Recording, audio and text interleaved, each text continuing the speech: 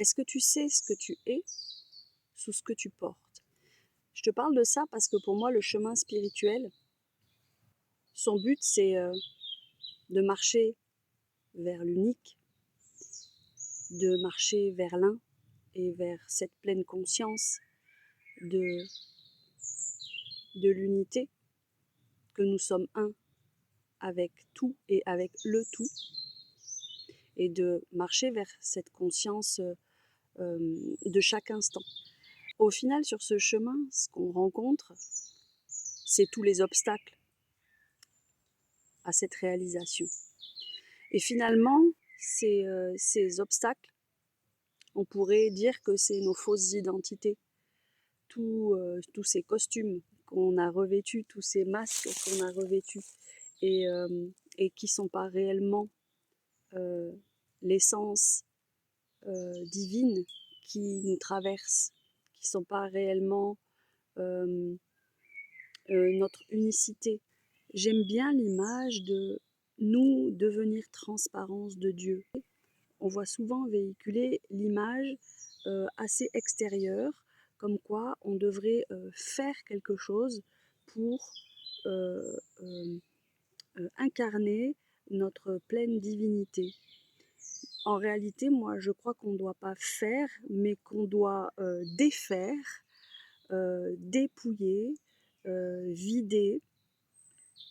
Et c'est ce que les grandes traditions mystiques, elles disent. Et que c'est en vidant, en se vidant, que on devient, j'avais lu ça dans un livre, je ne sais plus lequel, si tu connais cette citation, peut-être tu pourras me dire dans les commentaires d'où elle vient, on devient au fil du temps transparence de Dieu. Donc finalement, tu vois, c'est Dieu, c'est le divin qui nous traverse tout le temps, et c'est nous qui levons les voiles et qui devenons de plus en plus fins, de plus en plus poreux, et finalement être incarner sa pleine divinité, c'est simplement laisser Dieu être Dieu en nous. Et donc pour faire ça, eh bien, quand on invoque la lumière à travers des pratiques, on se rend compte que finalement la première chose qu'on rencontre, c'est pas vraiment Dieu, mais c'est tout ce qui fait obstacle, les costumes qu'on porte, les fausses identités, qui sont liées à notre histoire, à nos croyances, à nos traumatismes. Et finalement, ce que fait la pratique, c'est nous amener à rencontrer ces fausses identités, à les rencontrer. Moi, j'aime dire pour les accueillir, pour les aimer, pour se souvenir qu'en réalité, elles détiennent des ressources et qu'elles peuvent réintégrer le cercle de l'unité sacrée. Et en même temps, ça demande cette rencontre. Cette rencontre avec qui on est, avec quel costume on porte. Moi, en ce moment, je rencontre la honte. Ça vient par vagues. Il y a des moments quand c'est vraiment très fort. J'ai envie de me cacher dans un trou et de surtout rencontrer personne, surtout que personne ne me voit aussi, parce que quand j'imagine que quelqu'un va me voir, et ben, j'imagine qu'il va me voir dans ma vulnérabilité et dans ceux qui croient qu'il y a quelque chose de honteux en moi, de non aimable. Alors dans le corps, ça donne quelque chose de très comprimé, oui, comprimé,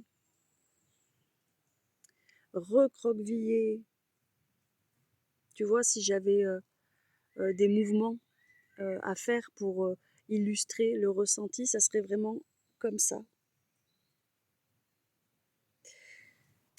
Et finalement, je me rends compte que si je commence à accepter d'être avec, mais d'être avec d'une manière un petit peu consciente, parce que je ne sais pas si tu résonnes avec ça, mais moi ça m'arrive d'être avec en mode ça me prend la tête, ça me rend irritable, ça me rend désagréable avec l'extérieur, ou alors j'essaye de compenser pour pas ressentir les choses. Donc moi, ça peut m'arriver de manger, par exemple, pour compenser. Donc ça, c'est être avec, mais pas de manière consciente et engagée. Là, je parle de être avec dans une façon où tu acceptes de rencontrer ce qui s'invite. Tu acceptes d'être dans le ressenti de ce que ça fait. Et tu acceptes aussi que ce ressenti, il circule. Parce que nous, bestioles humaines comme on est, euh, quand on a un ressenti qu'on associe à une émotion, notre mental, il va beaucoup le figer.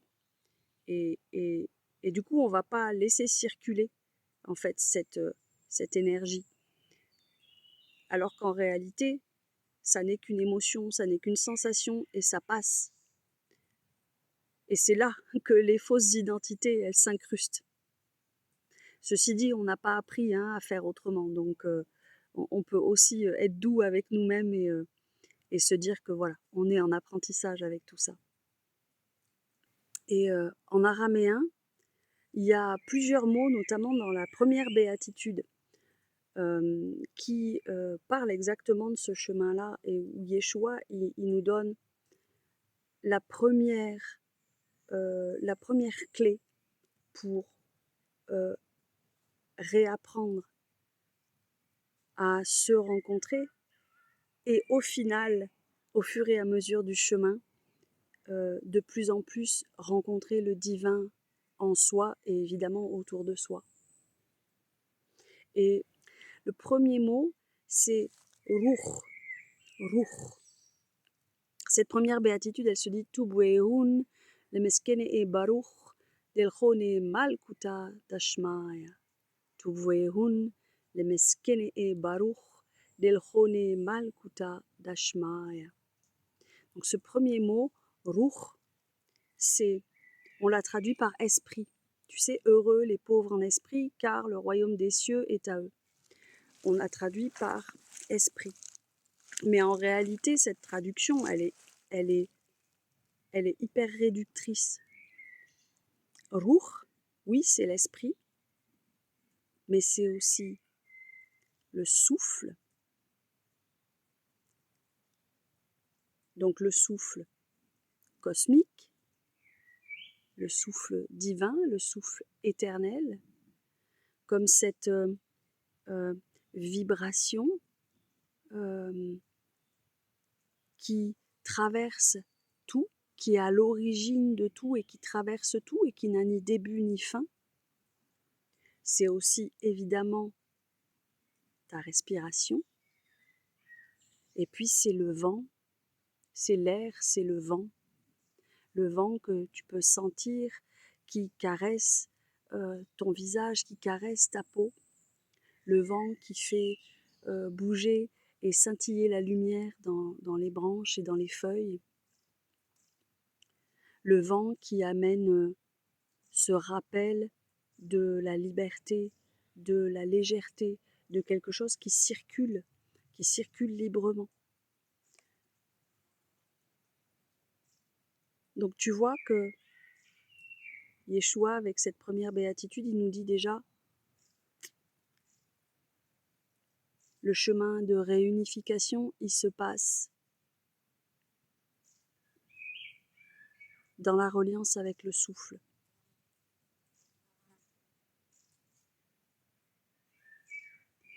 Et puis il y a un deuxième mot dans cette béatitude, c'est le mot Malkutar. Malkutar. On la retrouve aussi dans la prière à Boun.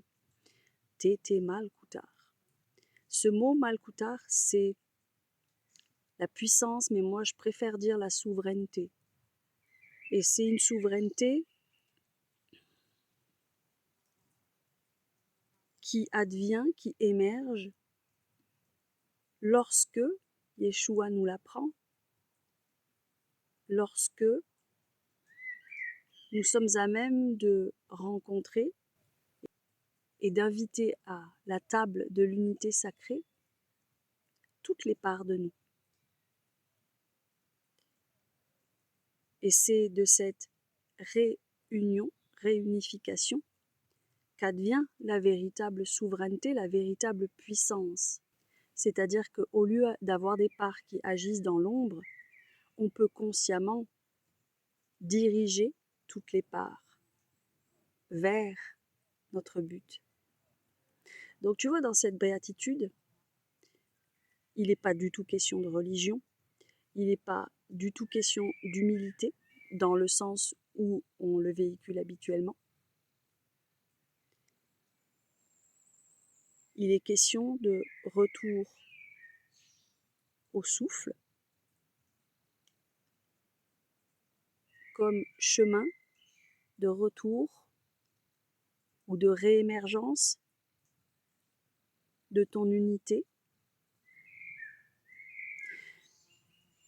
Et quoi de plus évident et de plus simple pour se relier au souffle divin, au souffle cosmique, à ce grand éternel que notre respiration.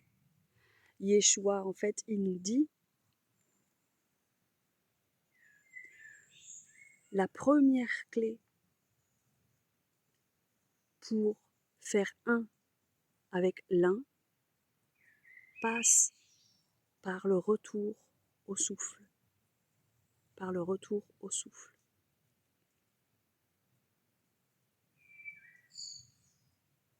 Alors en ce moment, avec la honte, je vais essayer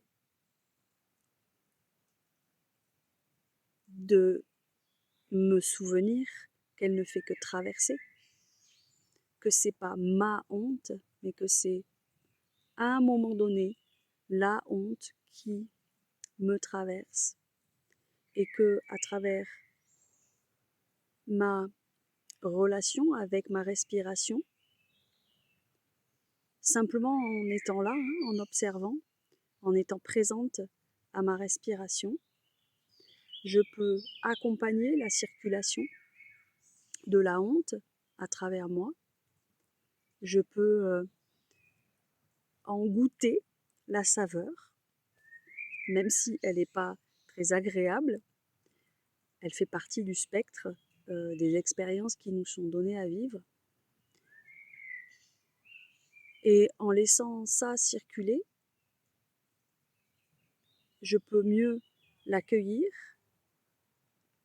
je peux mieux voir ce qu'elle a à me montrer.